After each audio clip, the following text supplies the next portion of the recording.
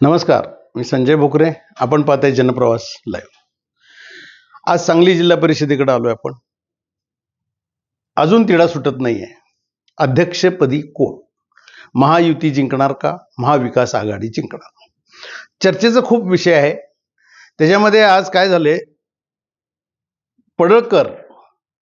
पडळकर या नावाची दहशत आहेच आणि त्या दहशतीमुळं बापू गट आणि दादा गट सुद्धा एकत्र आलेत आणि ते त्यांनी मुलाखतीत सुद्धा पडळकर बोलून गेले आणि ते जनतेनं पण बघितलेलं आहे.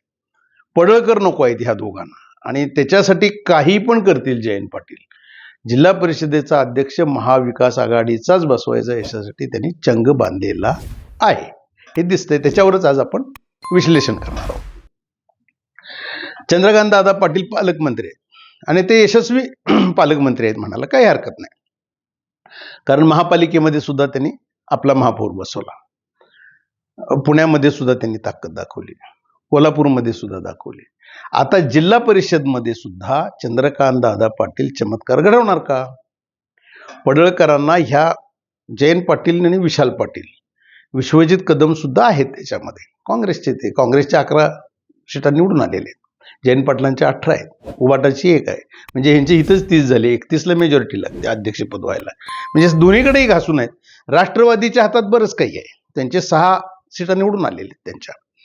आणि संजय काका पाटील आणि त्यांचे राष्ट्रवादीचे नेते आता वरती निर्णय काहीतरी होईल त्यांचा, जरी झाला तरी त्याच्यामध्ये सुद्धा फाटाफूट आहेच, एकत्र नाही आहेत ते.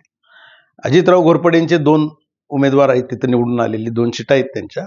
आणि रवी तमनगोंडा जे आहेत ते पण ते स्वतंत्र विचाराचे आहेत, ते महायुतीकडे यायला तयार नाहीत. अशी सगळी अवस्था राजकारणाची. तिथं जिल्हा परिषदचा अध्यक्ष कोण, आता हे कोणही सांगू शकत नाही, आता कुठलाही भविष्यवेत्ता सांगू शकत नाही, अशी अवस्था आहे. पण चंद्रकांत दादा काय चमत्कार करणार आहे याच्याकडे मात्र लक्ष आहे, कारण आतापर्यंत यशस्वी झालेले आहेत. देवाभाऊ सुद्धा लक्ष घालतात. राज्याचे मुख्यमंत्री सुद्धा जिल्हा परिषदेचा अध्यक्ष आपला व्हावा याच्यासाठी ठिकठिकाणी ते आग्रही कसे असतात हे आपण पाहतोय. आता महत्वाचं मी मुद्दा म्हणून त्याच्यात विश्लेषण करताना म्हटले, पडळकरांच्या मुळे तर ही आता एकत्र आली. आणि पडळकर एका मुलाखतीत बोललेलं तेही मी सांगितलेलं आहे, त्यांची मुलाखतच आपण घेतलेली होती. अशा वेळेला भारतीय जनता पक्षामध्ये सुद्धा काही गटबाजी आहे का? तर आहे. गटबाजी कुठं नाही आहे, परंतु ह्याच्यामध्ये वैयक्तिक हेवे दावे पण दिसून यायला लागलेले आहेत. पडळकर सुद्धा गप बसतील का? नाही. त्यांचे 8 उमेदवार निवडून आणलेत त्यांनी. एक स्वतःचे नातेवाईक आटपाडीत ते बघितली तर 9 झाले त्यांचे. म्हणजे एवढी ताकद दाखवली आहे त्यांनी. महापालिकेत सुद्धा त्यांनी प्रचार केला, भारतीय जनता पक्षाला कशी ताकद त्यांची मिळाली, ओबीसी धनगर हे सगळं बघितलं आपण. आणि त्यांचा दबदबा आहे का? तर त्यांचा दबदबा, त्यांच्या नावाचा दबदबा हे परत वाढू नये, पडळकर पुढे जाऊ नयेत, पडळकरांचं वर्चस्व वाढू नये, हे खरं जिल्हा परिषदेमध्ये बघायला मिळणार, आत्ता बघायला मिळत आहे आपल्याला. आणि चर्चा पण तीच आहे.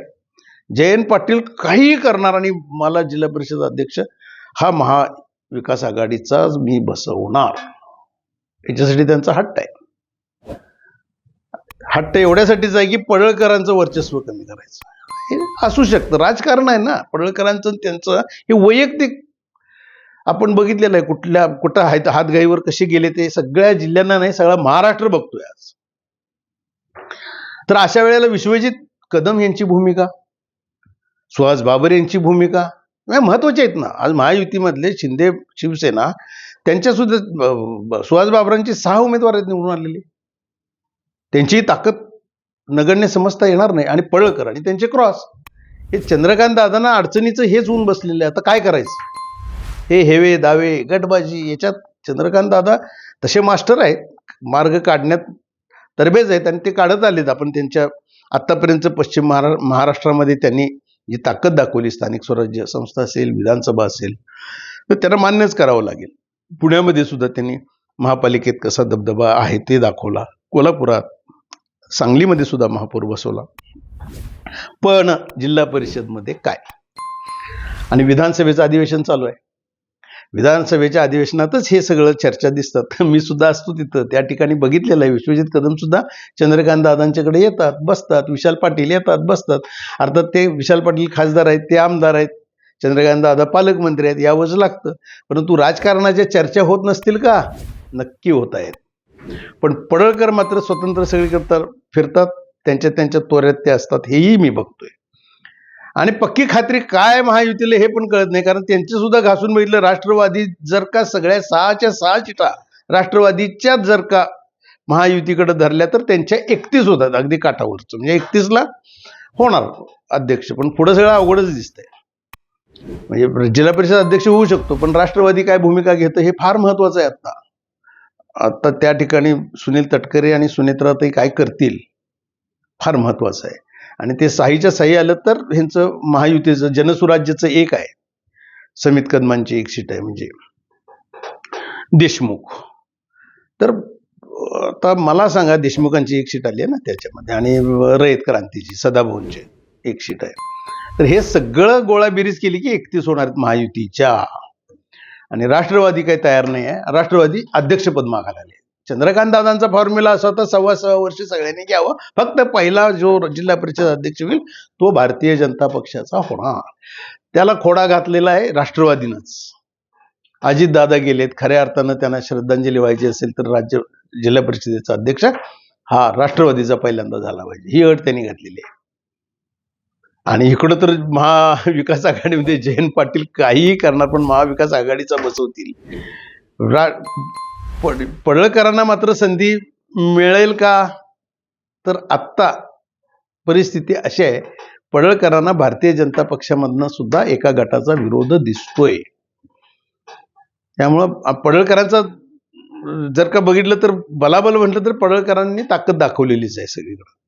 तर अशा वेळेला एक नक्की आहे की पडळकर नकोत म्हणून बऱ्यापैकी हे पाटील कंपनी, जास्त करून विशाल आणि जयंत पाटील, दादागट बापूगट कसे एकत्र नांदतायत हे मात्र जिल्ह्यानं बघितलं, राज्यानं बघितलं, सगळ्यांनी बघितलं. आणि आता सुद्धा तेच चाललेलं आहे. पडळकरांचं वर्चस्व संपुष्टात आणायचं, पडळकरांचं नामो निशाण मिटवायचं, ही जी जयंत पाटील समर्थकांची जिद्द आहे ती यशस्वी होती का हे बघण्यासारखं असणार आहे. चंद्रकांत दादा कसा चमत्कार घडवतात हेही बघण्यासारखं आहे. बघूया आता हे विधानसभेच्या अधिवेशनातच बरंच काही ठरेल, आणि योग्य त्या ठिकाणी योग्य त्या वेळेला आम्ही विश्लेषण जनप्रवास लाईव्हवर करत राहू. आज इथंच थांबूया, उद्या पुढच्या भागात.